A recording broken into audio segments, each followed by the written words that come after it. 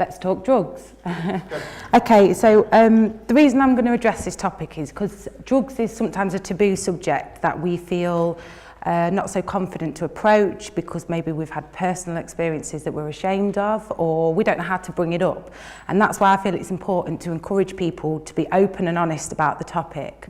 I'm going to give you some examples of the way we've addressed the topic of drugs in the past. So, as you can see here, there's an old war on drugs advert. So, weed with roots in hell, shame, horror, despair.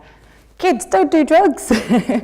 Are we being a little bit too over the top with this scaremongering tactic? Is that really saying to youngsters, you can talk about this subject open and honestly, and you can come to me for support? Or is it just scaring them and therefore making people avoid the subject?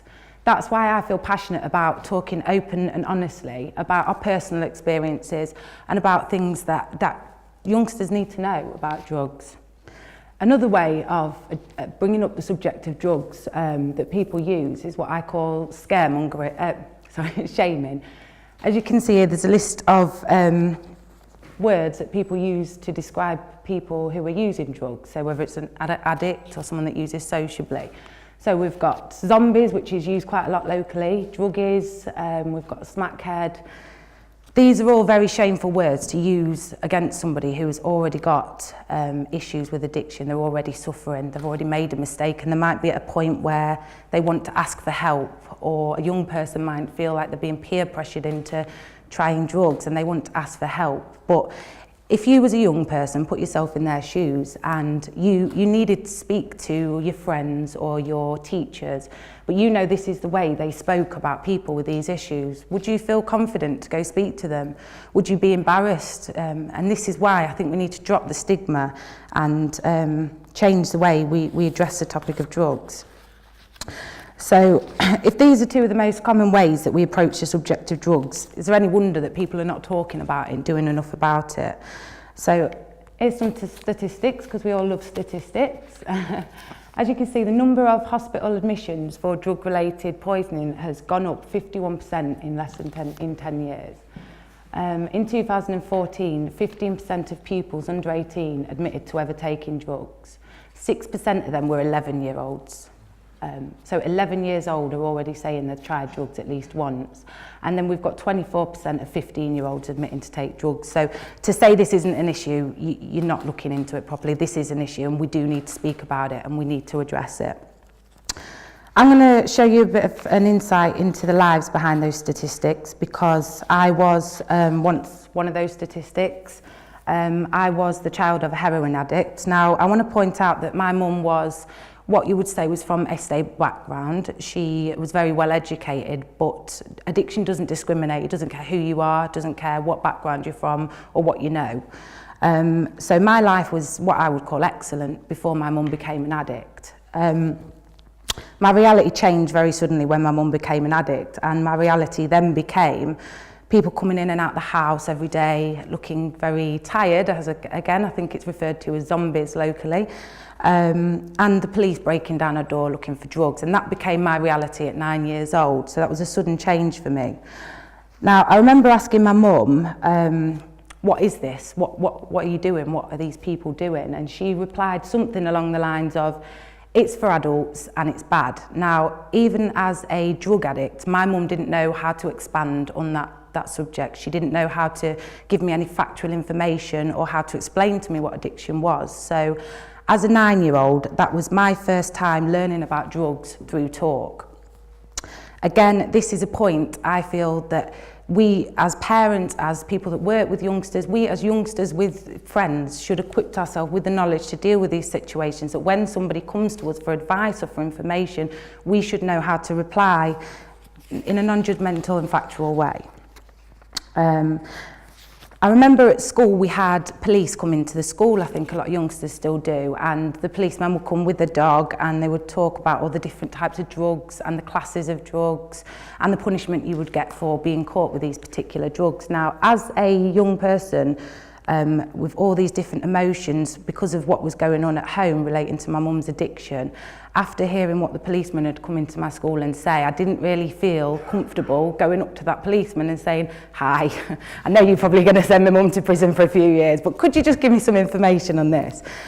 So what I think we need to do, I think we should challenge the way we give out this information to youngsters, make it factual, but also use that space to encourage them to be open and honest. Let's talk about our own experiences. Let's encourage youngsters not to judge each other and to name and shame people, and use this space to get them to open up about their feelings.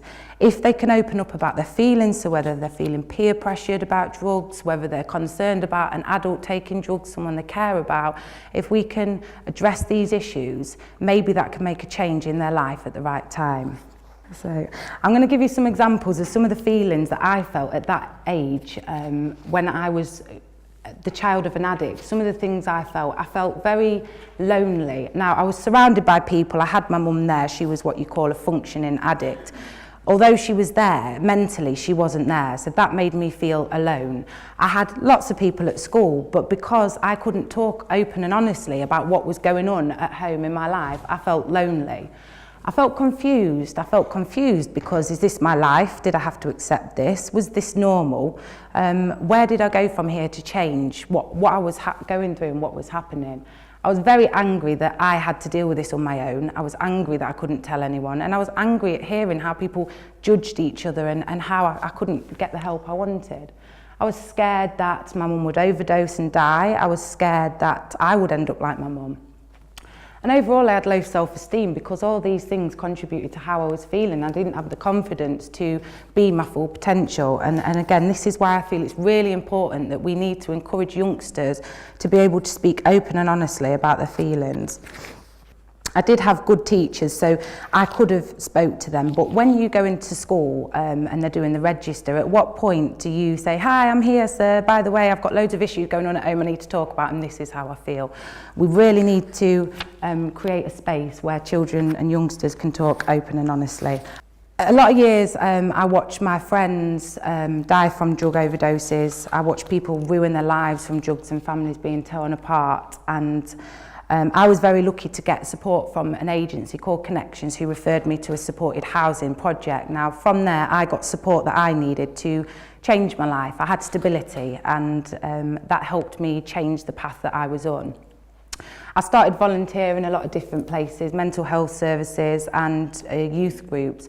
One thing I noticed from all the places that I was volunteering was that the most common thing was just talking and just listening, just setting a place for people to be able to speak open and honestly about their feelings in a non-judgmental environment.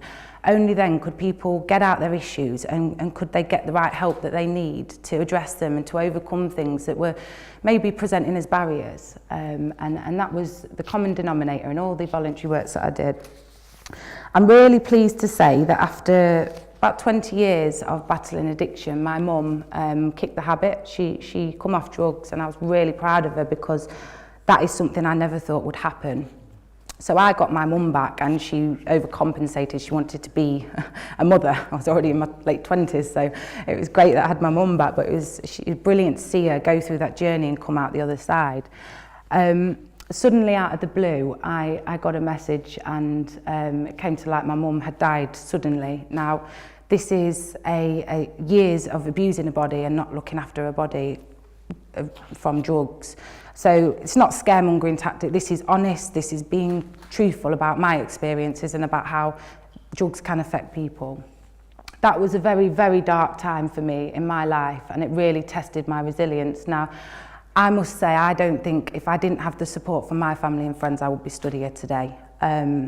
Life is precious, and next time you see some drug users looking a bit out of their face in a public place, rather than taking pictures of them and posting it to social media, please just remember they're human beings, they're someone's children, they're someone's parents.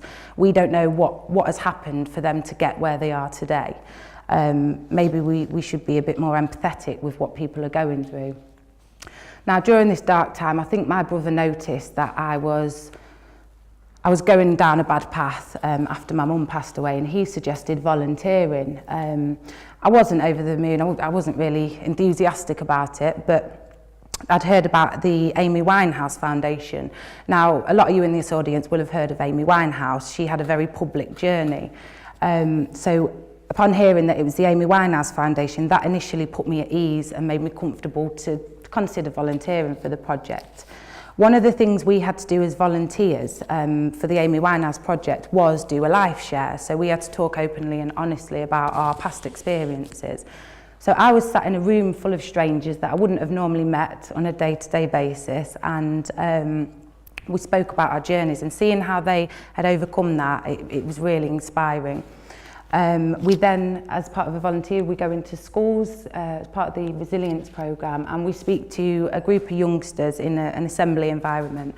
And what I noticed when we was giving the live shares is you'd have a lot of teenagers twiddling their thumbs, waiting to go home, looking for the bell, but a few youngsters would be in the audience with tears in their eyes. They would be fixated onto the volunteer speaking, and that is because they'd related to something that the volunteer was saying. And I realised how important it is to give youngsters this space, this honesty to come and speak about how they feel. So that is an amazing thing that they offer, and I'm really proud to be a part of that.